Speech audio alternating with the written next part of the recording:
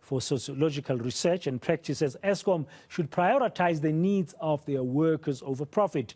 The embattled power utility has been implementing stage 6 blackouts during many days this week, claiming that is due to unlawful industrial action by its employees. Workers demanding an increase of between 8 and 7%.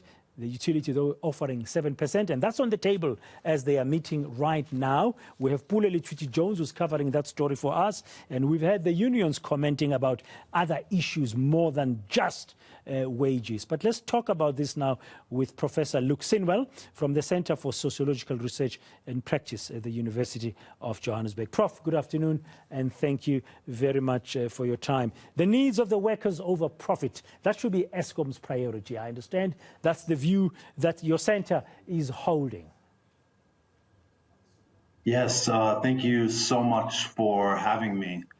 So the research that we did in 2021 looked primarily at consumption. So that was the people who are consuming in Black townships, the ones who are consuming the electricity. And then obviously what we found there is that they're disproportionately affected by the energy crisis. So we were using the concept energy racism, and then you might know we were looking at load reduction. And in those communities, you know, we recently had the Soweto shutdown. You can see that a lot of them have not had electricity for a year. So in fact, they are the ones who are experiencing load 6, stage 6 and stage 8 load shedding. If you are having the electricity off for 5 hours and then later again for 5 hours again, that has been their experience. But then what we haven't looked at, but we obviously need to look at this more carefully, is production, the people who actually produce. The workers are the ones who are producing the electricity. So obviously, we need to prioritize the workers' needs, as a lot of the people working for Eskom are coming from these same communities, and they might be unemployed as well. They might be experiencing load reduction, and the costs that they're paying have actually increased over time. As we know, the rate of inflation, it could be around 6.5%. Eskom initially offered 0% and then went to the negotiating table for 5%, but the unions, the workers were looking at 10%, and I'm not sure if that number of 7% has been an official offer, but we've seen it there. But we imagine that the strikers will continue. I was told by Evan Jim, the General Secretary of the NUM, a few days ago, that yes, Eskom has made a new offer on the table, and we understand it to be 7%, and they are still currently locked in those talks, but besides discussing other service conditions.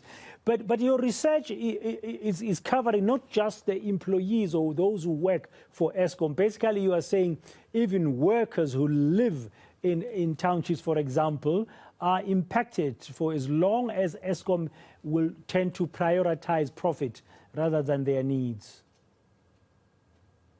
Yeah, I mean, that's exactly the case. So you can see with the CEO, for example, having an income of 7 million per annum, or somewhere in the region of 500,000 or 500,000 per month.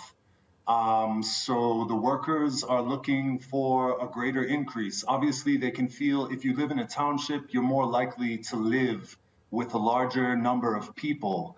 If you are a member of the Black working class living in a township and working for Eskom, you're more likely to have greater pressures on you and be next to people who are unemployed. And with the rate of inflation, the rise of food costs that has affected even the middle class now, the rising price of petrol. So now what they're saying is that we need to be prioritized as well. We need to have an increase in our salaries, at least in line with the rate of inflation, if not slightly higher.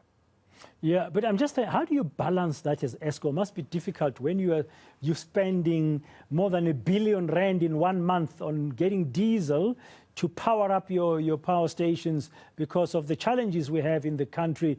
You've got these rising costs, operational costs as well.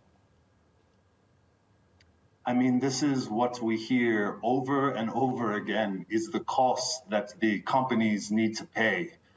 It's always the companies that are the ones that cannot afford. But the question of affordability gets to the question of inequalities between the amounts that certain people are paid within a company. So we've seen this over a very long period of time, even with the platinum strikes at Sibanye, but even well before that, into the longest strike in South African mining history in 2014.